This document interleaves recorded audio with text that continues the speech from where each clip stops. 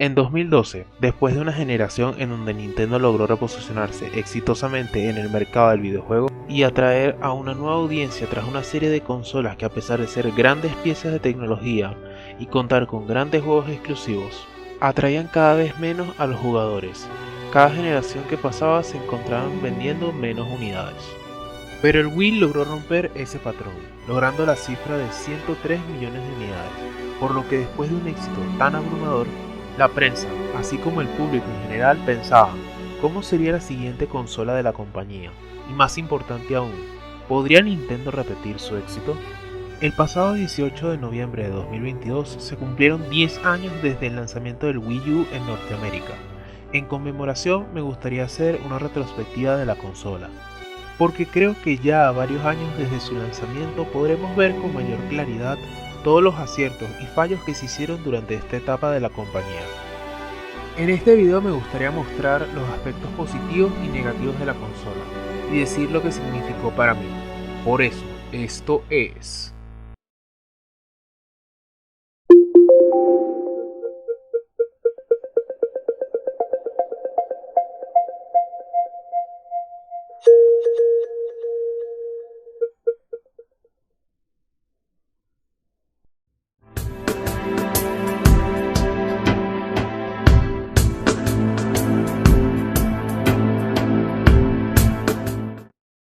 Antes de hablar de esta consola en sí, es imposible comenzar sin hablar breve pero detalladamente sobre la historia de su predecesor, el Wii. Como dije en la introducción del video, antes de su llegada, Nintendo experimentaba un declive en ventas con cada generación de consolas que pasaba.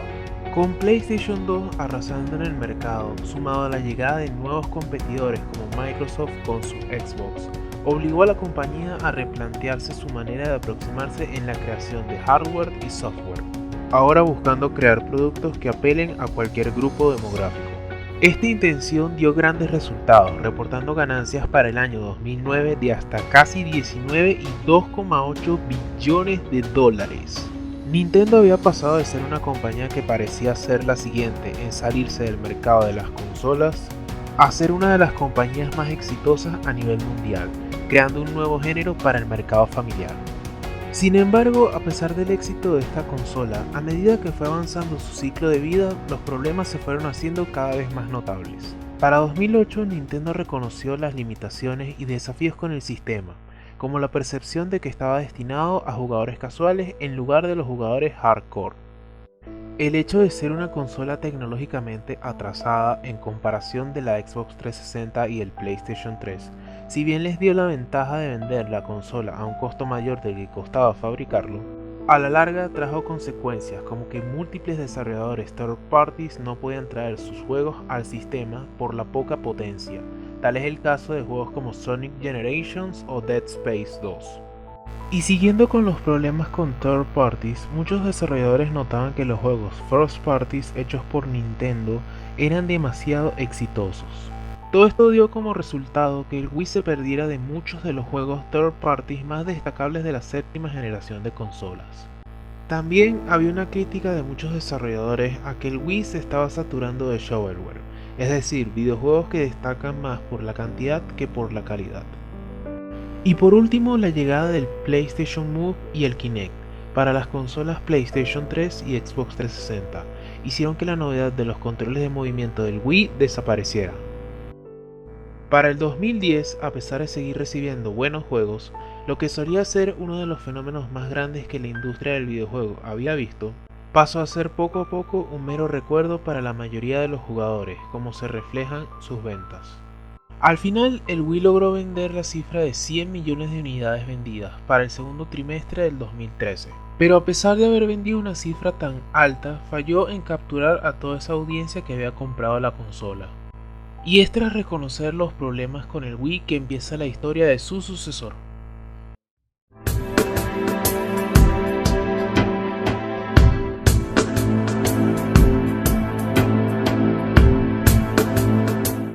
Tras reconocer varios de los problemas con el Wii que ya mencioné en la sección anterior, en 2008 comenzó el desarrollo del sistema.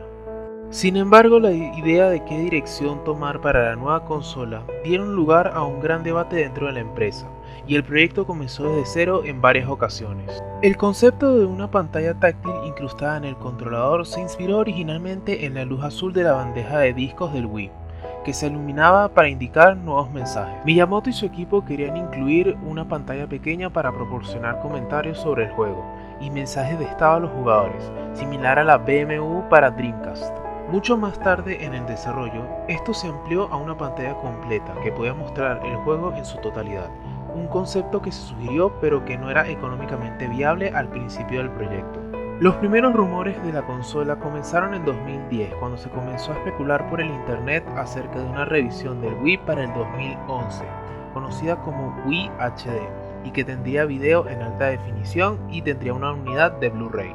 Al principio, Satoru Iwata y demás miembros clave de Nintendo negaron o dieron excusas para que la gente no pensara en su siguiente consola, como suele suceder cuando empiezan a circular rumores de sucesores en las consolas de Nintendo.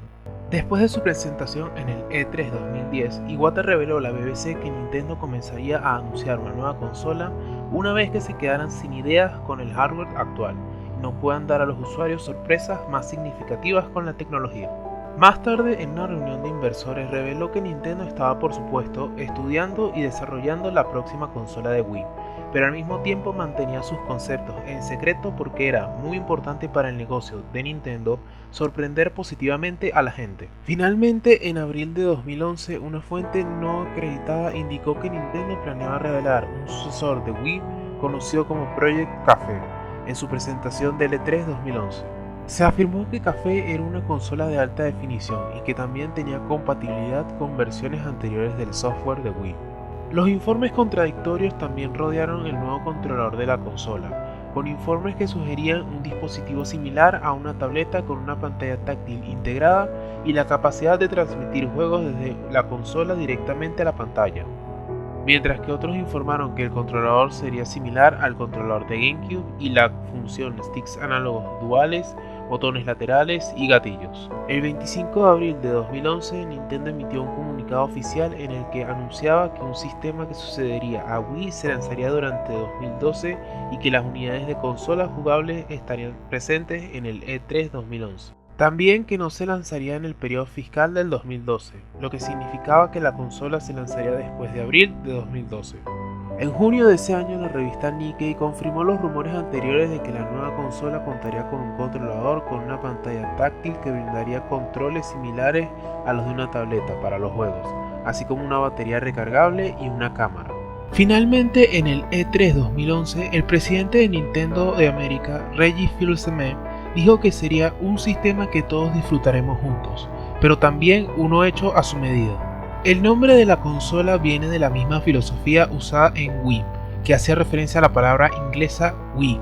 Ahora con Wii U se hacía referencia a la palabra U, indicando que la consola no solo estaría enfocada en una experiencia en grupo, sino también en solitario.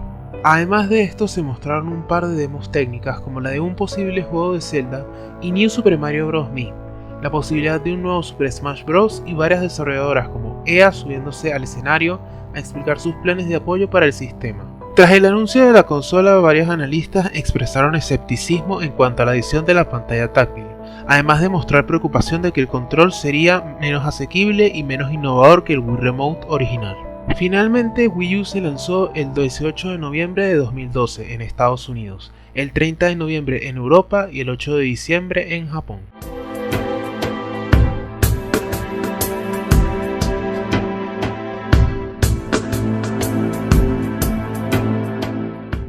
Hablando del hardware en sí, durante su ciclo de vida hubo mucho debate acerca de cuál era la potencia del Wii U. En una entrevista con Eurogamer, un desarrollador anónimo le respondió que el CPU del Wii U no estaba a la altura con Xbox 360, y varias entrevistas con desarrolladores declaraban lo mismo. El CPU del Wii U no estaba a la altura. Esto dio como resultado que muchos videojuegos third parties lucieran peor en comparación con el resto de versiones. Sitios como Digital Foundry comparaban distintas versiones de varios juegos, dejando a las de Wii U como la peor versión, mostrando defectos como las bajas velocidades de fotogramas. Pero el mayor problema no era estar a la altura de las consolas de la séptima generación, era el hecho de que un año después se iban a lanzar las consolas de octava generación, PlayStation 4 y Xbox One, lo cual creaba dificultades en adaptar juegos de PS4 y Xbox One al Wii U, exacerbando sus problemas con terceros. Pasando a hablar del control de la consola, como ya dije en la historia del desarrollo de la consola, la creación de este control se debió a que cuando se estaba desarrollando, el equipo de desarrollo de Nintendo se dio cuenta de que la luz de notificación no brindaba suficiente información para ser útil más allá de si había recibido contenido o no. Miyamoto creía que un monitor separado de la consola proporcionaría una forma más fácil de comprobar el estado de la consola, sin necesidad de utilizar el televisor. Su funcionamiento como pantalla complementaria también se inspiró en el uso común de una pantalla similar en los establecimientos de karaoke en Japón, que muestra información de la canción y también permite a los usuarios seleccionar su próxima canción. El equipo de desarrollo de Nintendo EAD empezó creando dos prototipos de controles, un monitor con dos controles remotos de Wii pegados a los costados y una pantalla conectada a un Wii Zapper. En el prototipo mostrado en el E3 2011, el control presentaba pads similares a los de Nintendo 3DS.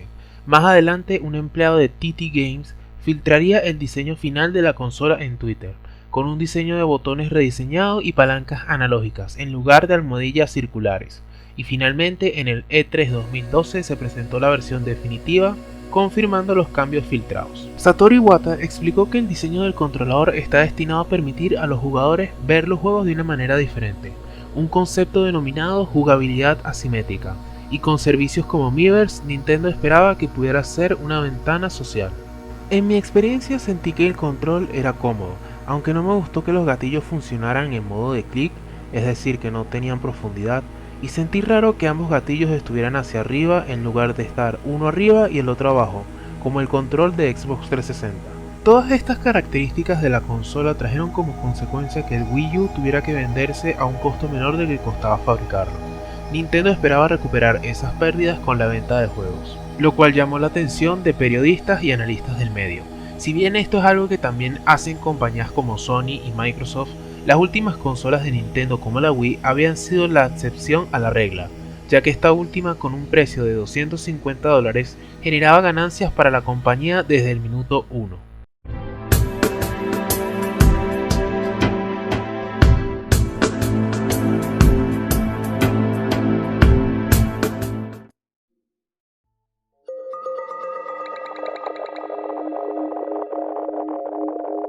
El menú principal de Wii U tiene dos componentes principales.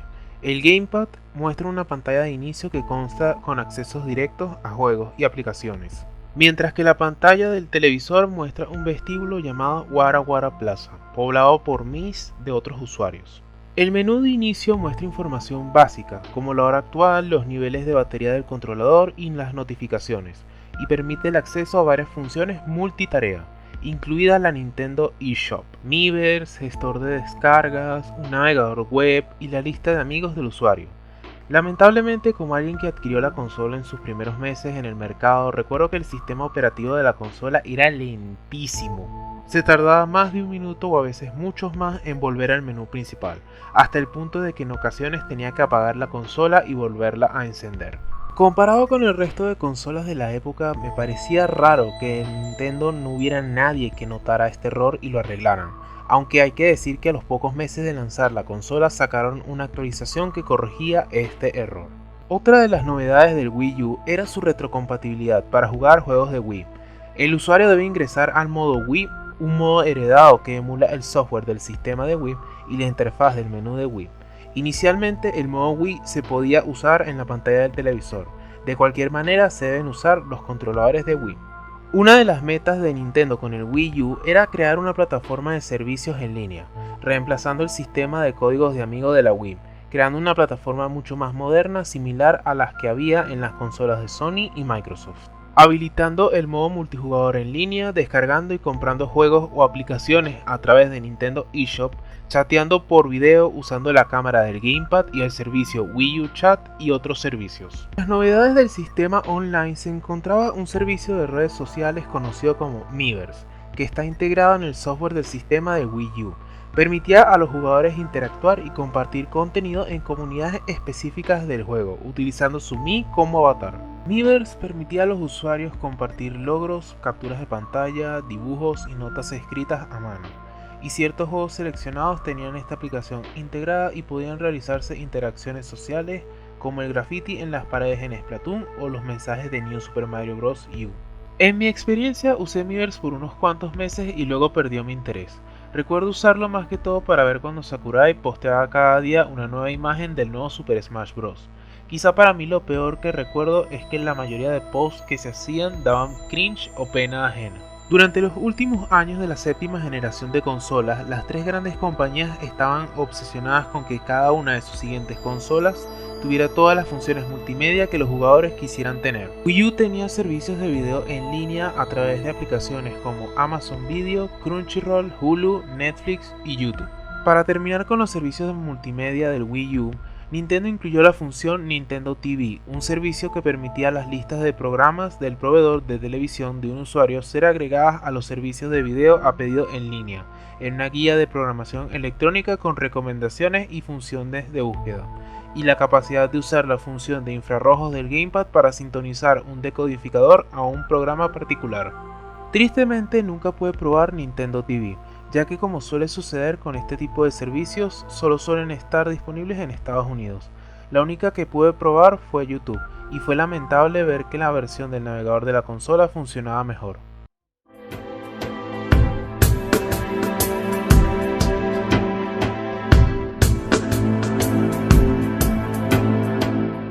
Hora de hablar de uno de los fallos más grandes del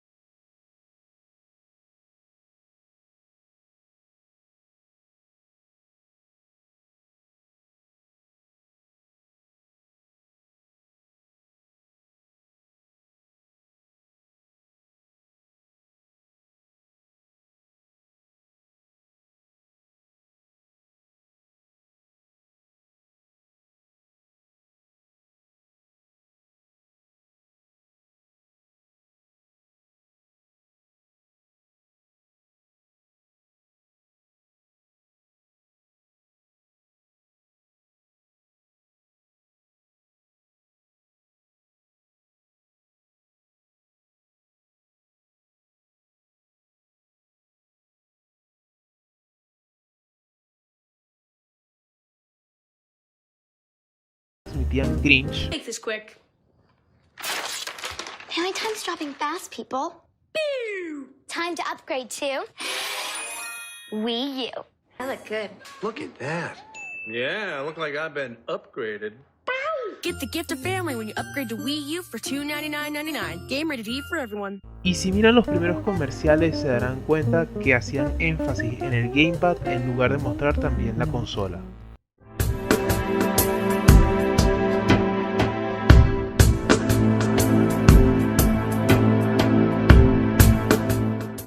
La relación de Nintendo con las third parties es una muy complicada desde hace varias generaciones. Como dije anteriormente, con el Wii U Nintendo deseaba corregir ese error que tuvo con el Wii, donde su consola se perdió de muchos juegos sobresalientes por culpa de la poca potencia gráfica, creando una consola en HD.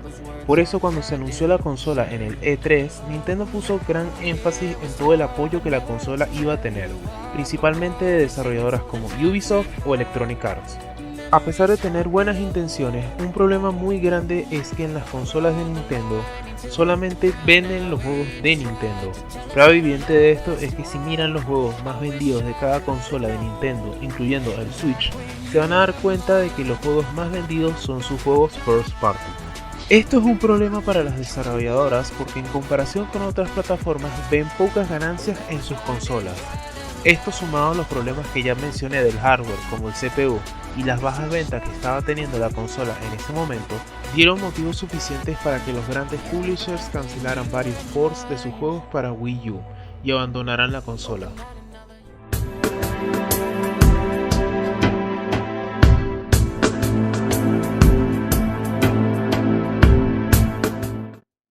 Cuando Nintendo empezó a desarrollar sus primeros juegos para el Wii U, se toparon con un gran problema, y es que internamente dentro de Nintendo subestimaron el desarrollar videojuegos en HD, reconociendo que hacer software en HD requería el doble de recursos humanos que antes.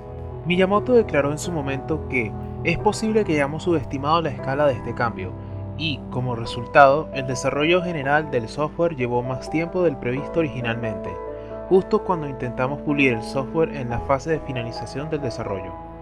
Varios medios como Forbes opinaron que Nintendo pudo haber evitado este error si hubiera visto que compañías como Sony y Microsoft también experimentaron estos errores los primeros años de la séptima generación. Debieron ver los problemas que tenían el resto de estudios desarrolladores al inicio de la generación anterior para que así no les pasara lo mismo. Esto trajo uno de los problemas más grandes que hubo en el Wii U, y fue los escasos lanzamientos. Los grandes exclusivos de Nintendo solían salir en un lapso de 2 a 3 meses. Fue el caso que hubo desde Donkey Kong Country Tropical Freeze hasta Mario Kart 8, que fue alrededor de 4 meses.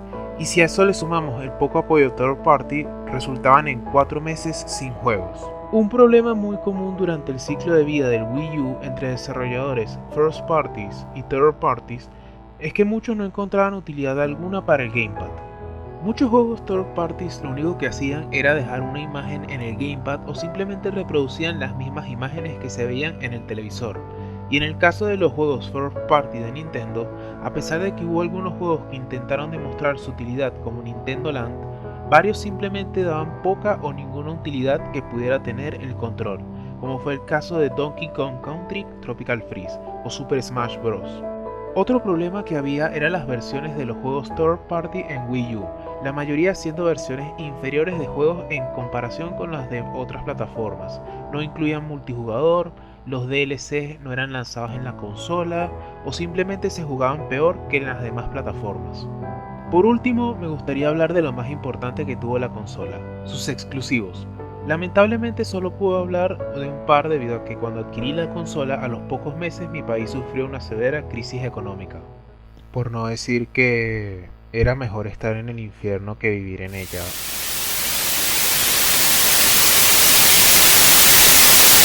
Empezando por Nintendo Land, me pareció una experiencia entretenida. Me gustó mucho la variedad de minijuegos que explotaban las capacidades del gamepad, mi atracción favorita siendo el de los Pikmin.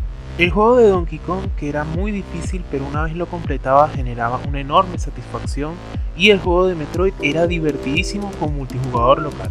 De New Super Mario Bros. U, lo único que tengo que decir es que todavía sigo sin creerme que ese videojuego tomó 3 años en hacerse.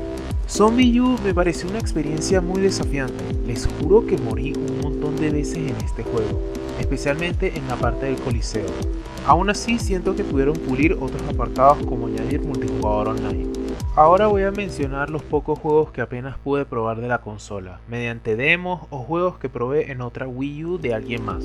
Super Smash Bros. Para Wii U lo esperé con muchas ansias, fue una de las razones principales por las cuales quise comprar la consola, y de lo poco que jugué me gustó bastante.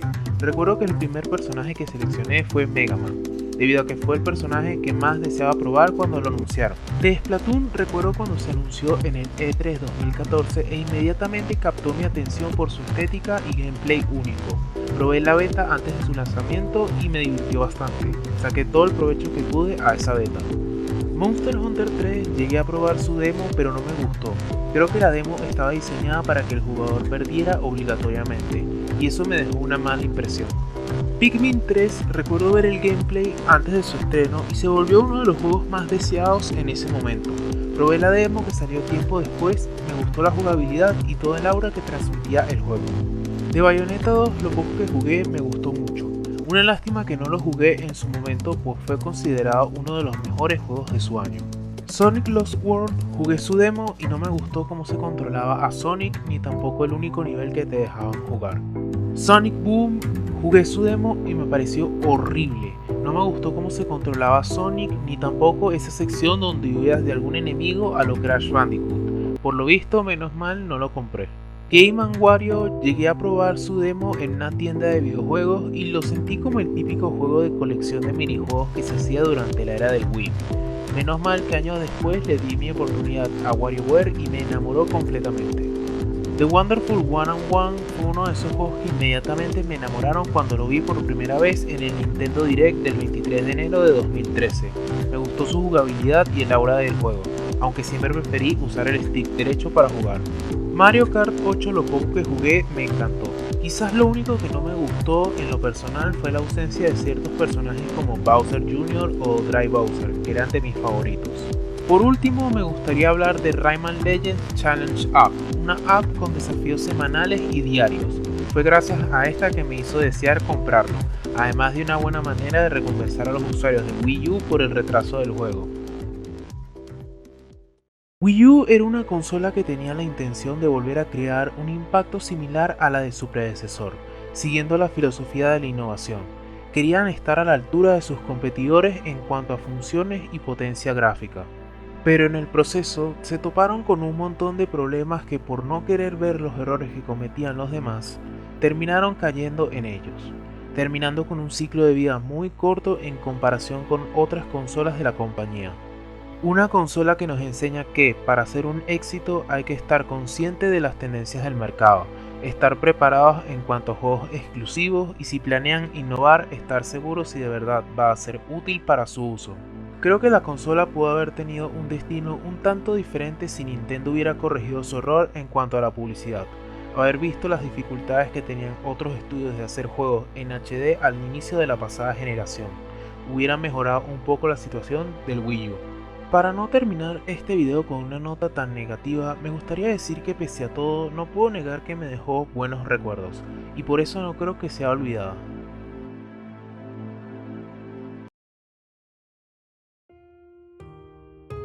Bueno, hasta aquí el video. Denle me gusta, suscríbanse y compartan. Sé que ya he dicho mucho esto en varios videos, pero lamento dejarlos tanto tiempo sin un video. Hacer este video ha sido más complejo de lo que pensé. También me gustaría agradecer por la increíble cantidad de visitas que tuvo mi video anterior, el de los Padrinos Mágicos. No pensé que en solo 24 horas iba a volver el video más visto del canal. Y me gustaría decir que no esperen más videos hablando de videojuegos en este canal. Quiero que siga siendo exclusivamente para películas y series animadas. Aunque si la recepción es buena, tal vez habrá un segundo canal para hablar de videojuegos, que tengo varios de los cuales me gustaría hablar. Por último, me gustaría decir que he hecho un corto de animación que fue mi gran proyecto durante este 2022. Es decir, me tomó todo el 2022 y me gustaría que lo vieran. Les voy a dejar un link en la descripción del video, eso me ayudaría mucho. Y como no estoy seguro si pueda subir el siguiente video antes de que acabe el año, por si acaso, me gustaría decirles a todos que pasen ojalá una muy feliz Navidad y un feliz año nuevo. Y bueno, sin nada más que decir, adiós.